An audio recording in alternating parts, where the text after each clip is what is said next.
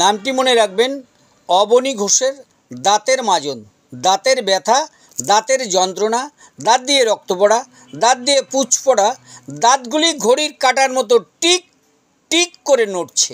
ঠান্ডা জল, মিষ্টি খাবার একদম খেতে পাচ্ছেন না। ঠান্ডা জল লাগলে শিনশিন কনকন করে।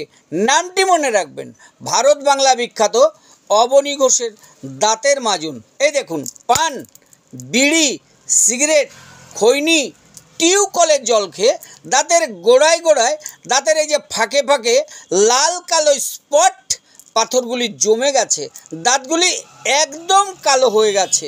এই দেখুন, কালো দাঁত পরিষ্কার করতে পারছেন না।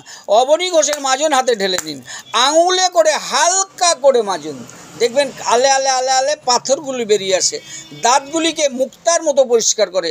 নামটি মনে রাখবেন, আপনাদেরই সেই সুপরিচিত ভারত বাংলা বিখ্যাত অবনী ঘোষের দাঁতের মাজন।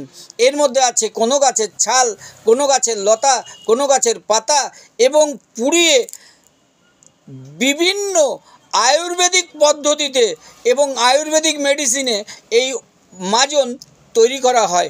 আপনি কলগেট, লাভা, পেসুডেন্ট বিভিন্ন নামি দামি পেস্ট ব্যবহার করেছেন, বলতে পারবেন কালো দাঁত পরিষ্কার করতে পেরেছেন, কালো দাঁত পরিষ্কার করতে পারছেন না।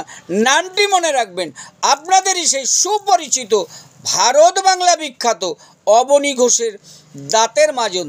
মাজন হাতে ঢেলে নিন, এই দেখুন, মাজন হাতে ঢেলে নিয়ে হালকা করে মাজুন, দাঁতগুলি একদম বেলজিয়াম কাচের মতো পরিষ্কার করে দেয়। নামটি মনে রাখবেন, অবনী ঘোষের আয়ুর্বেদিক দাঁতের মাজন।